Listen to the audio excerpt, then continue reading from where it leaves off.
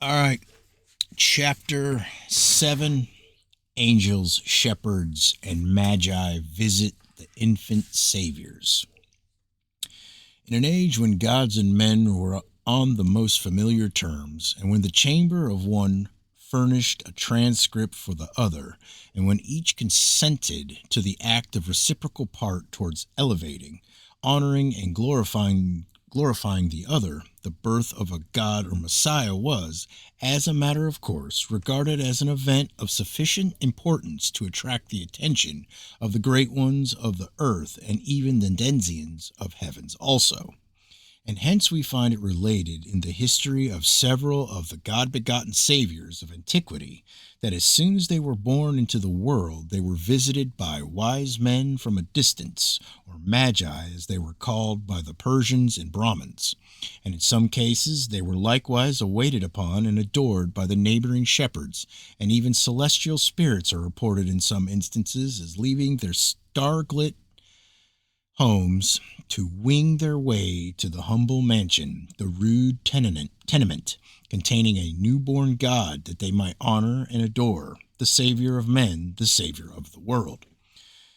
The sacred biographies of both Confucius and Christ furnish examples of the angel host forsaking their golden pavilions in the skies to pay their to devours to a deity begotten bantling sent down by the Father of mercies to save a guilt-laden world.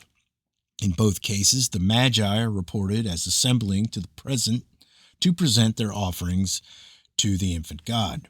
In the case of Confucius, born 598 BC, it was declared 5 wise men from a distance came to the house, celestial music was heard in the skies, and angels attended the scene. See the 5 volumes. Now let us observe how strikingly similar to this ancient legend in each of the several characteristics is the Christian story.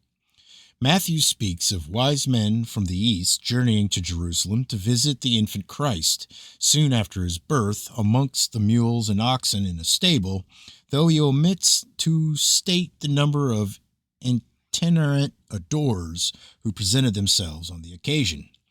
The Persian story is more specific as it gives the number of magi who visited the young Savior of that country as 5.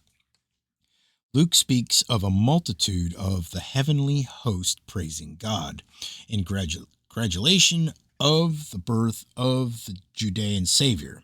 Now, when we bear in mind that one method of praising God with the Orientals was by music, as we will at once observe that this is only another mode of proclaiming, as in the case of Confucius, that celestial music was heard in the skies. And angels attended the scene of Confucius's birth. So likewise, Luke relates that the angels, after rejoicing with the shepherds on the occasion of the birth of Christ, went away into heaven.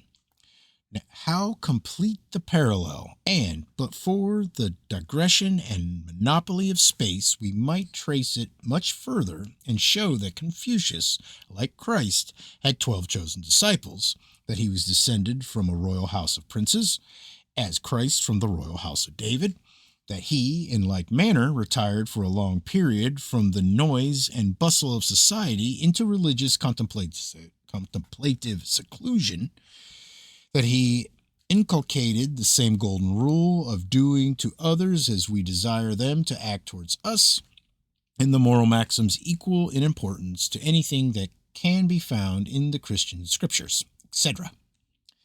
But to the line of history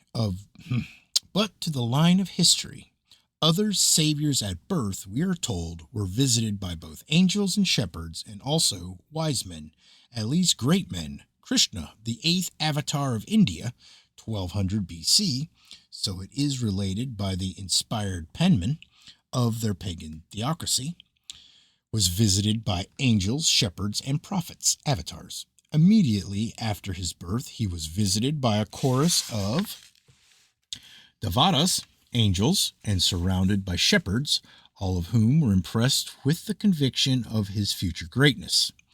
We are informed further that gold, frankincense, and myrrh were presented to him as offerings.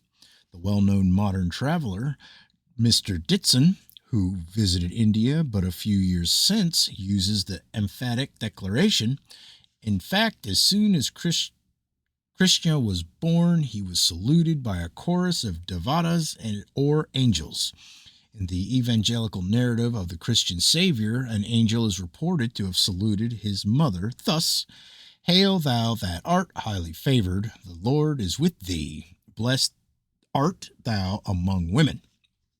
And in the next chapter, the angel is reported as joining with the heavenly host in praising God.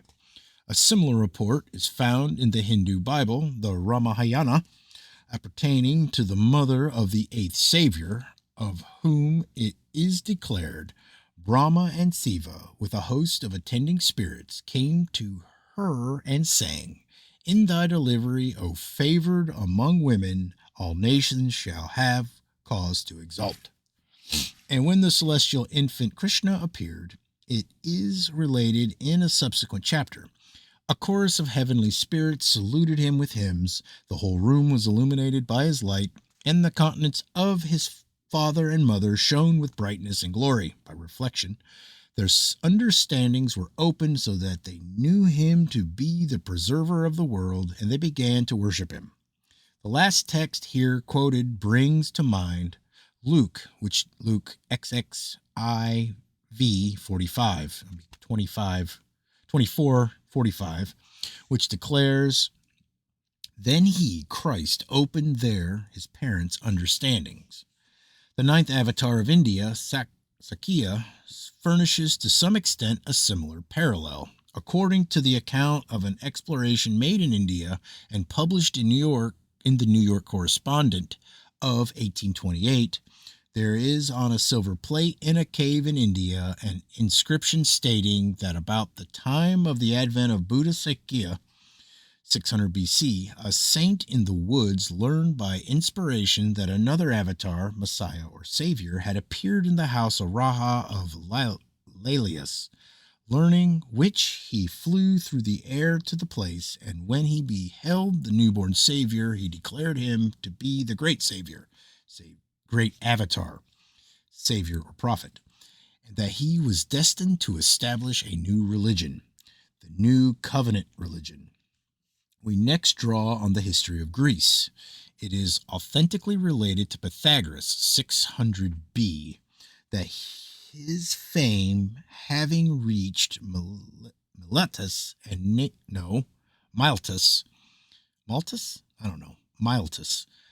neighboring cities, men renowned for wisdom, wise men, came to visit him. Progress of Religious Ideas, Volume 1. In the Anacletus, we are told that Magi came from the east to offer gifts of Socrates' birth, bring gold, frankincense, and myrrh, the same kind of offering as that presented to the divine infants Krishna and Christ, according to their respective inspired biographers. And the legend of Mithra of Persia might also be included in our category of comparison, if we had space for it. All the four saviors last named, if Socrates may be called such, are reported as having been honored and enriched with aromatic offerings at their respective births. And we have the statement from Mr. Higgins that the same assortment of spices with the gold constituted the material offered as gifts to the sun in Persia more than 3,000 years ago, and likewise in Arabia near the same era. And it may be stated here that an ancient historic account of Zoroaster of Persia, 6000 BC, according to Pliny and Aristotle, speaks of his having also been visited by Magi or Magia at the period of his earthly advent. And it is perhaps well to note in this place that Magi is the term used in the apocryphal Gospels to designate the wise men who visited Christ at birth, and that Magi, magic, and magician are but variations of the same word, at least derivations from the same root, all suggesting a wisdom correlated to the gods.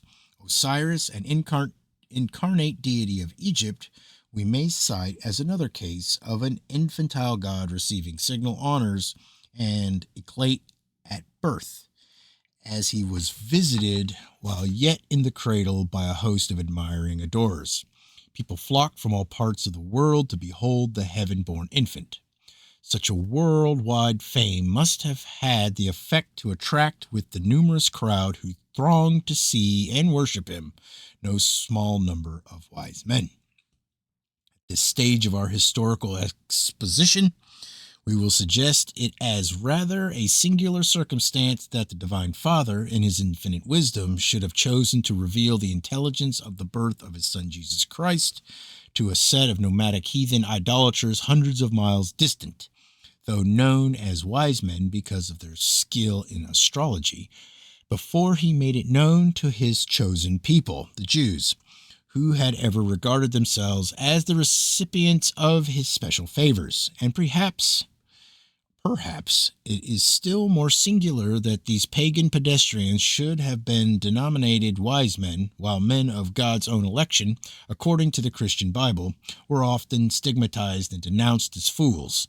a generation of vipers, etc. But it so happens that human reason finds many incongruities in divine revelations.